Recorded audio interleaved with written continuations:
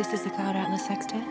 I doubt there's more than a handful of copies in all of North America. But I know it. Hello, welcome to Premier Scene. I'm Claire Bueno as we globetrot through time as we attend the gala screening of Cloud Atlas. That's it. The music from my dream. There are whole movements I wrote imagining us meeting again and again in different lives, in different ages. I can't explain it, but I knew when I opened that door. A powerful deja vu ran through my bones. There's some wonderful dialogue in this screenplay, and you get some of the funniest lines. Was that what attracted you to the screen? I was attracted all the way from the very... I'd read the book before the script came my way, so I knew what it was about when it turned up, and I was just excited from the word go. It was irresistible. It couldn't have kept me away. I'd have been queuing up anyway if they hadn't asked me.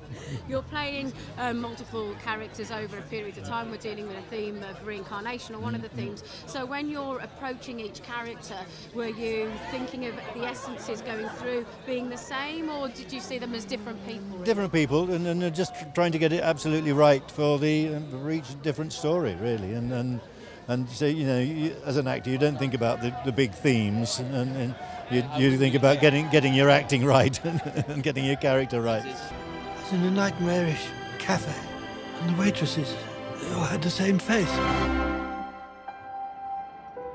No reason to hide. I know you are Sonmi 451.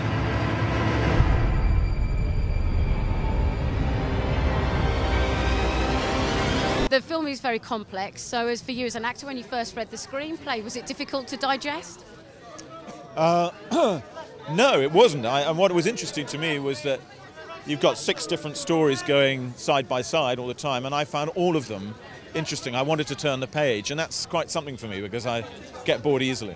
And you're playing multiple characters, so was there one when you're reading that resonates with you most, that you want to play, or...?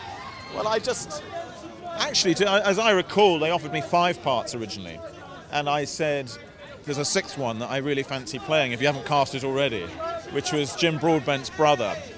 And they said, oh, sure, okay, play that. And that may have been the one I enjoyed most. That particular storyline is actually a lot of fun, isn't it? Yeah, that's the one in contemporary Britain, and it's funny. And you're clearly working with prosthetics. Does that help or hinder your performance, really? Well, I'd never done it before. There was very little prosthetics called for in Sense and Sensibility. But it's incredibly boring and claustrophobic, to be honest with you. Sitting there 7 hours having pieces of plastic applied to your face. But I was remarkably brave and patient, because I'm that kind of man.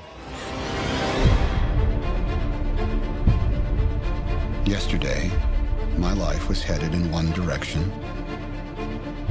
Today, it is headed in another.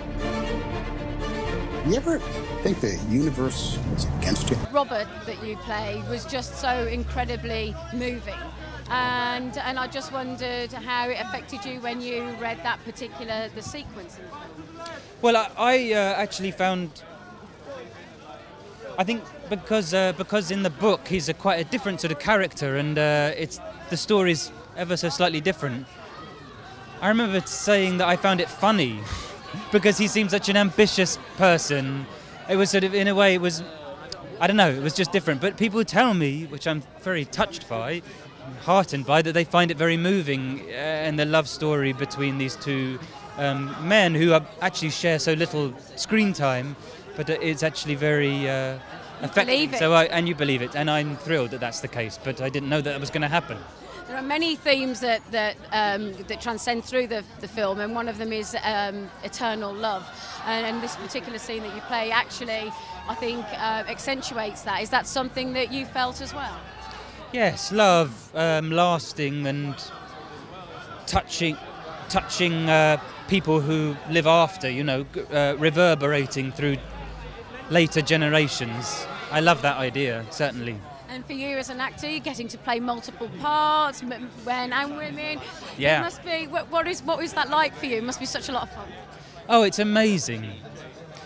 Because it's like being a child again, because you get to put on wigs and funny noses and silly costumes, and Oh, it was just a joy, you know, like it was just pleasure, which is, you know, when you're lucky, that's what happens in this job.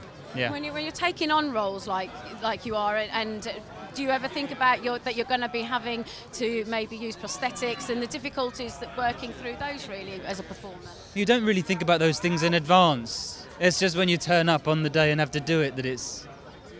Actually, I remember because you have to have your face, they cover you in this horrible goo. And I thought I'd be fine. I bowled in all confident. And then I was like, get it off my face. I couldn't bear it. I thought I was going to die. Fear, belief, love, phenomena that determine the course of our lives. These forces begin long before we are born and continue after we perish.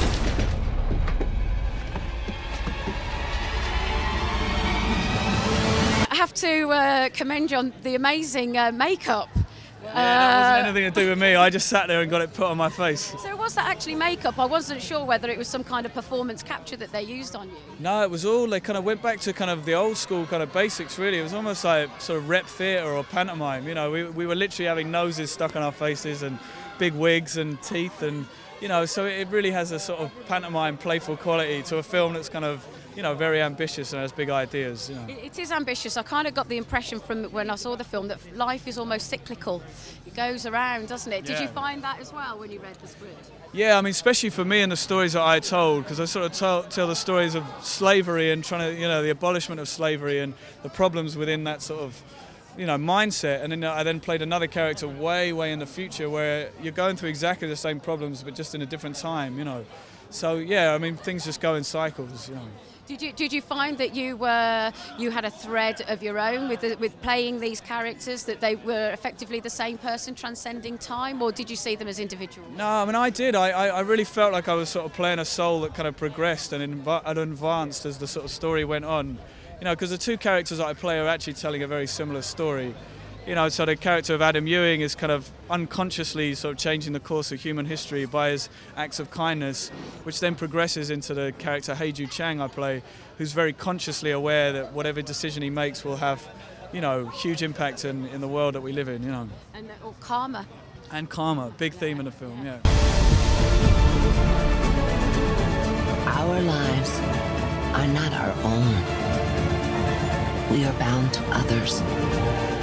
Past and present, and by each crime and every kindness, we birth our future. For an actor, this must be just such an exciting project to be a part of. Yeah, it's a real once-in-a-lifetime opportunity, I think. You know, the fact that there are 6 different stories being told in 6 different time zones, and everyone's playing multiple characters. It's the most extraordinary cast that I could possibly imagine. There's 4 Oscar winners, plenty of other A-list stars, and then on top of it you have the Wachowskis and Tom Tykwer all directing it. Yeah, it's pretty wild. And one of the themes that runs through the film is love being everlasting and outliving our lives, and that's one of the scenes that you play is quite a strong one with Ben, isn't it? Can you tell us a little bit more about that, and is that one of the reasons why you wanted to take the part?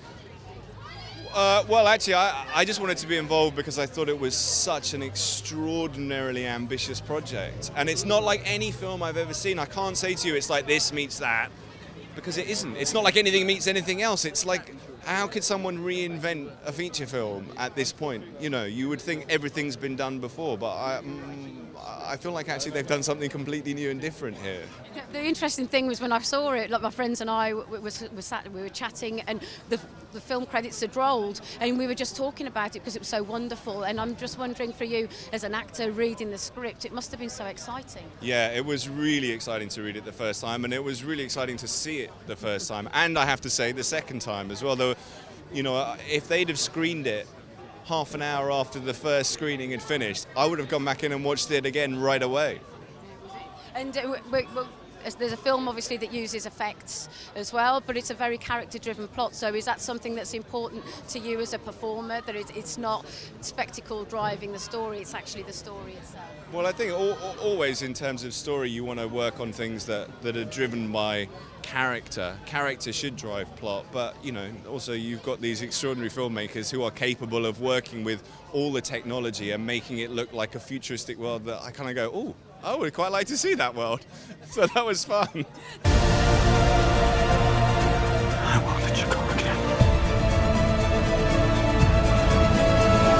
That's it from Premier Scene for this evening. I'm Claire Bueno, and we'll see you next time. I believe there is another world waiting for us, a better world. And I'll be waiting for you there.